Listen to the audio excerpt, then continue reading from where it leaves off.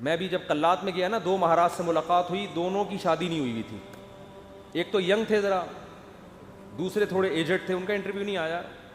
تو وہ بھی نہیں، اتنے بڑی عمر کے ہو گئے، ان کے بچے گھوم رہے ہیں وہاں. میں نے بار بار پوچھا یہ بچے آپ کے ہیں؟ کہنے نہیں میرے نہیں ہیں. پھر میں نے پوچھا یہ بچے آپ کے ہیں؟ کہنے میرے نہیں ہیں. بھائی میں نے تو شادی نہیں کی. ایک دم میرے شوق ہوا. میں نے کہا بھائی مہاراج کیا کر رہے ہو؟ قال النبی صلی اللہ علیہ وسلم تزوجوا ولا تکونوا کرہبان النصارى، نکاح کرو عیسائیوں کے پادریوں کی طرح نہ بنو. کیا کرتے ہیں؟ واتقوا اللہ الذی تساءلون به الارحام. دولہا دلہن کو سمجھایا جا رہا تھا انسان کے بچے بن جاؤ. یہ خطبہ ایسا ہے، آپ نیٹ پہ لکھو اس کا ترجمہ آ جائے گا. پنڈت جی کی الفاظ لکھو تو نیٹ بولے گا پتہ نہیں کیا بول رہا ہے بھائی، تو میری کچھ سمجھ میں نہیں آ رہا. صحیح ہے نا؟ وہ پنڈت جی سے ہی پوچھنے پڑیں گے. میں تو گیا تھا پنڈت جی سے پوچھنے کے لیے بھائی کچھ بتاؤ، لیکن میں نے کہا وہ پھر ناراض نہ ہو جائیں. پنڈت مہاراج تھے وہ، پنڈت جی تھے بھی نہیں. پتہ نہیں مہاراج میں پنڈت جی میں کیا فرق ہوتا ہے. وہ ان کے مفتی اعظم ہوتے ہوں گے شاید پنڈت، اور مہاراج نارمل مولانا ہوتے ہوں گے، تو شاید یہ ہوتا ہو، واللہ عالم. خیر، پھر اللہ نے کیا فرمایا؟ دوسری آیت جو پڑھی جاتی ہے، یا ایھا الذین آمنوا اتقوا اللہ وقولوا قولا سدیدا. ایمان والو اللہ سے ڈرو اور ہمیشہ سیدھی سیدھی بات کیا کرو. کیا کیا کرو؟ یہ نہیں کہ سچی بات. قولوا قولا صادقا نہیں کہا اللہ نے، قولوا قولا سدیدا. سدیدا کا مطلب سیدھی سیدھی، ٹیڑھی میڑھی آڑے ترچھے نہیں چل باتیں نہیں کیا کرو. اس سے فائدہ کیا ہوگا؟ یصلح لکم اعمالکم، تمہارے اعمال کو درست کر دے گا.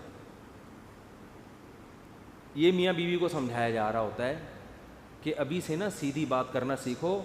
ٹوپیاں گھمانا، شوہر بیوی کو ٹوپیاں، بیگم میاں کو، پوری زندگی کس پہ چلتی ہے؟ ٹوپیوں پہ. سیدھی بات کرتے ہی نہیں. سسرال سے الگ آڑی ترچھی باتیں، سسرال والے داماد سے الگ، بیٹی سے الگ. گھروں میں جو آگ لگتی ہے وہ سیدھی باتیں کرنے سے لگتی ہے، آڑی ترچھی باتیں کرنے سے. جھوٹ پلو گھماتے ہیں باتوں کو، صحیح بات ہی نہیں کرتے. تو اس سے کیا ہوتا ہے؟ اعمال خراب ہونا شروع ہو جاتے ہیں. جب آدمی کو پتہ ہوتا ہے نا مجھ سے کوئی پوچھے گا تو مجھے سچ بولنا پڑے گا، تو وہ کام ہی ایسا نہیں کرتا کہ جواب دہی ممکن نہ ہو اس کے لیے. تو یہ میاں بیوی کو تمیز سے نصیحت کی جاتی ہے. اور پھر حدیثیں پڑھی جاتی ہیں، النکاح من سنتی، نکاح میری سنت ہے. فمن رغب عن سنتی فلیس منی، جو میری سنت پہ نہیں چلے گا وہ مجھ سے نہیں ہوگا. دولہا کو حوصلہ افزائی کی، تو بیٹا زندگی میں پہلی دفعہ کوئی انسان ڈھنگ کا کام کر رہا ہے، تو نبی کی سنت کو بولتے کیوں نہیں بھائی، زندہ کر. اور اتفاق کی بات ہے دوسری شادی میں بھی یہی خطبہ ہے، تیسری میں بھی اور چوتھی میں بھی. کیا مطلب؟ دوسری میں بھی اس کو اپریشیٹ کیا جاتا ہے، سنت کر رہا ہے، تیسری میں بھی چوتھی میں بھی. سمجھتے؟ یہ ویسے ہی درمیان میں جنرل نالج کے لیے ایک بات آ گئی تھی. میں آپ کو پتہ ہے اس ٹاپک پر آج کل بالکل بھی نہیں بولتا. تو آگے اللہ تعالیٰ کے آگے کیا حدیث میں جو خطبے میں پڑھا جاتا ہے؟ قال النبی صلی اللہ علیہ وسلم تزوجوا الودود الولود فإنی مباہی بکم الامم.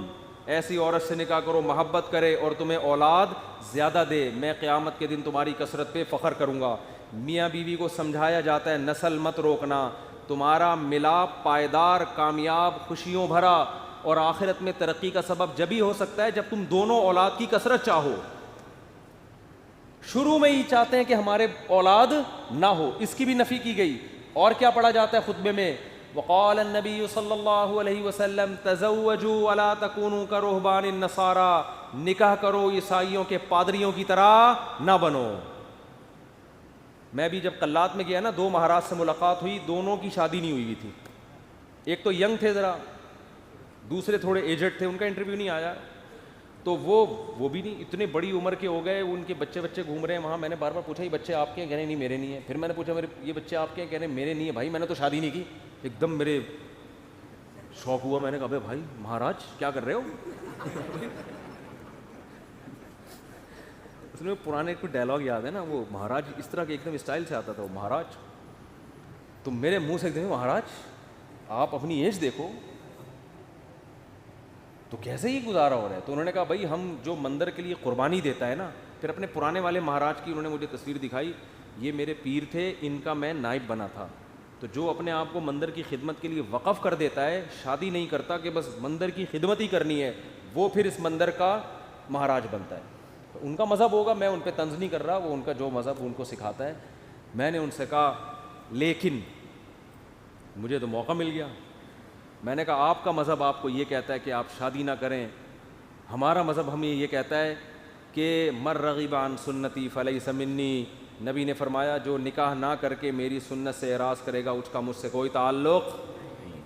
اور حبب الی النساء والطیب, نبی نے فرمایا دنیا میں دو چیزیں محبوب ہیں, ایک نکاح کی کثرت اور ایک خوشبو. تو ہمارے نبی تو بالکل اس کے اپوزٹ چلے ہیں, بالکل اس کے برعکس. تو یہ نہیں کہ نکاح کرنا ہے, کثرت نکاح کی ترغیب ہے. میں نے کہا ہم تو رہبانیت کے بالکل اگینسٹ چلتے ہیں. تو مجھے اس وقت وہ حدیث سمجھ میں آئی کہ آپ عیسائی بھی یہ کرتے تھے, پادری, نکاح نہیں کرنا. تو ہمارے نبی نے فرمایا تم نے ان کو فالو نہیں کرنا, نا نا, ہم تو کثرت سے. تو مجھے لگ رہا تھا وہاں بیٹھ کر کہ یہ جو مہاراج ہیں وہ مہاراج کے چہرے پر نا افسردگی کے آثار تھے. یہ پہلے والے جو مہاراج جن کا انٹرویو آیا یہ تو پھر بھی ینگ تھے, تھوڑے سے اچھے صحیح. دوسرے والے مہاراج افسردہ,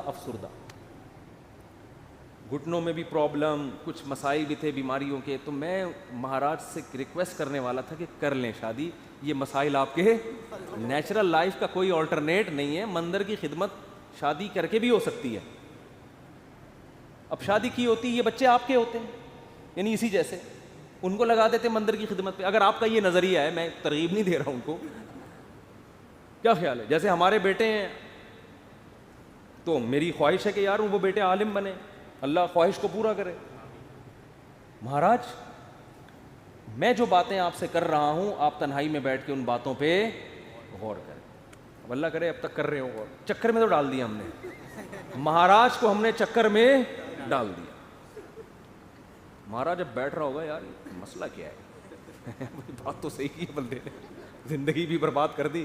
پھر میں نے مہاراج سے بھی کہا, میں نے کہا یہ بھی دیکھ لینا کہ آخرت میں اس شادی نہ کرنے کا کوئی ثواب بھی ملے گا. ایسا نہ ہو کہ نہ یہاں کے رہے نہ وہاں کے رہے. قرآن کہتا ہے الذین ضل سعیہم فی الحیاۃ الدنیا وہم یحسبون انہم یحسنون صنعا.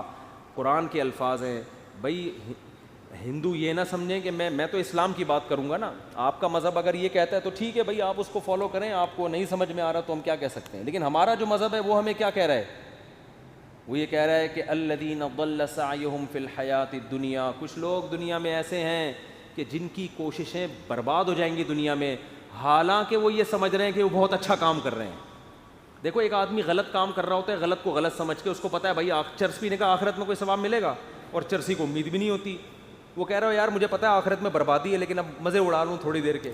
ہیروئنچی کو پتہ ہے آخرت میں بربادی ہے مگر مزے اڑا لو. زانی کو پتہ ہے آخرت میں بربادی ہے مگر مزے اڑا لو. لیکن کچھ لوگ ایسے ہوتے ہیں جو بڑی محنت کر رہے ہوتے ہیں, اپنی حلال خواہشات کو بھی قربان کر رہے ہوتے ہیں, اور وہ سمجھ رہے ہوتے ہیں آخرت میں مل جائے گا بدلہ. اللہ کہتے ہیں نہ دنیا میں ملے گا اور نہ آخرت.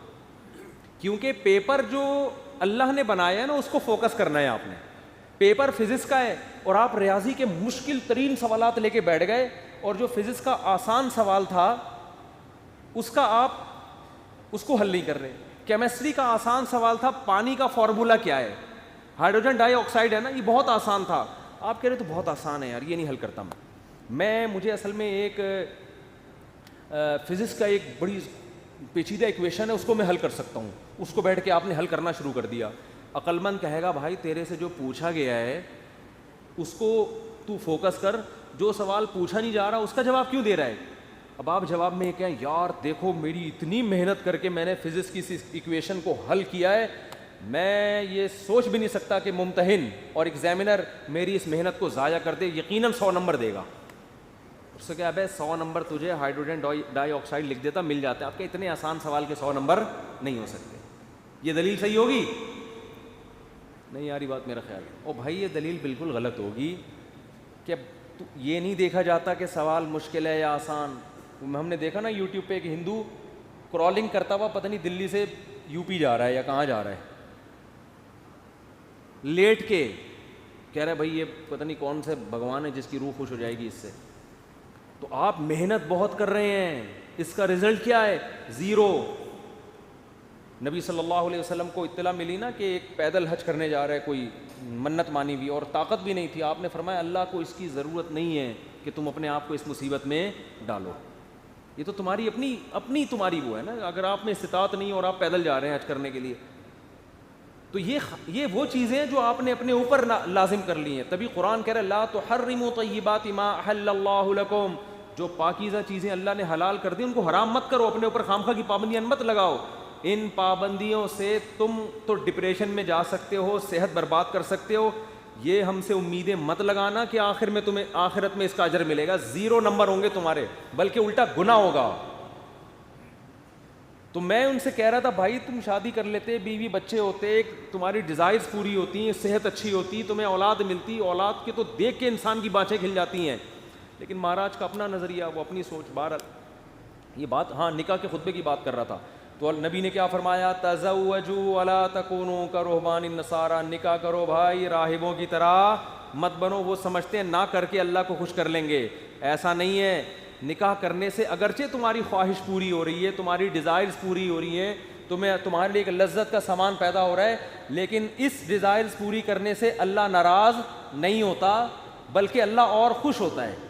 کیونکہ اللہ نے یہ رکھی اس لیے کہ تاکہ مرد عورت کے حقوق اٹھائے, ذمہ داریاں اٹھائے, اس کی اولاد کی تربیت کرے. اگر یہ ڈیزائرز پوری کرنے پر پابندی لگا دی جاتی, عورتوں کا بھی بیڑا غرق ہوتا اور تمہارا بھی, اور نسل بھی نہ بڑھتی جو اللہ چاہتا ہے. تو اب اصل جو میں ٹاپک کی طرف آتا ہوں, کتنا اچھا خطبہ ہے نا, یہ دولہا دلہن کو سمجھایا جا رہا ہے. وہ تو الگ بات ہے, دولہا دلہن خطبہ سنا اور پتلی گلی سے نکل لی, پوچھتے ہی نہیں کہ مفتی صاحب کچھ ترجمہ کرا دو, کیا کہا تھا نصیحتیں. وہ تو ان کا اپنا ہیڈک ہے نا, یہ اللہ کا قصور نہیں ہے, پوچھتے ہی نہیں, بس آ جاتے ہیں نادرا سے رجسٹرڈ ہو گیا. نادرا سے مفتی صاحب آپ نے کہا تھا 1 ہفتے کے اندر سرٹیفکیٹ مل جائے گا, وہ ولید سے رابطہ نہیں ہو رہا ہے, 1.5 ہفتہ ہو گیا ابھی تک. اس کی فکر ہوتی ہے بیوی میرے نام ہو جائے. میں ان سے کہتا ہوں دیکھو بیوی تمہاری ہو گئی ہے, نمبر پلیٹ ایشو ہو جائے گی تھوڑے دن. وہ ان کو فکر ہوتی ہے نا, ڈاکومنٹس نہیں بنے. میں نے کہا بھائی ابھی تمہارے نام رجسٹر بھی ہو جائے گی, فی الحال بیوی کے ماتھے پہ لگاؤ اپلائڈ فار رجسٹر. یعنی یہ بک ہو چکی ہے, اب اس سے کوئی اور شادی کی کوشش نہ کرے. یہ لکھ دو اس پہ, اگر بہت زیادہ آپ کو خطرہ ہے نا بھاگ نہ جائے, کہیں نہیں بھاگے گی انشاءاللہ. اور اگر سلوک اچھا نہیں ہے تو رجسٹر ہونے کے بعد بھی بھاگ جائے گی, ہوتا ہے ایسا. تو وہ نادرہ کے کاغذ لے کے گھومتے رہو گے. جیسے میں اب تک وہ ٹھپے لے کے, سبزی والا جو پیسے لے کے بھاگا ہے نا, اس کے انگوٹھے لے کے 6 سال تک گھومتا رہا میں. انگوٹھا ابھی بھی رکھا ہوا, میں نے پھاڑ کے پھینک دیا. میں نے کہا یار انگوٹھے پہ تو کیس ہو نہیں سکتا, دل تو چاہ رہا تو اس انگوٹھے کو پکڑ کے لگاؤں میں کھینچ کھینچ کے. تو یہ کاغذات دھرے کے دھرے رہ جاتے ہیں.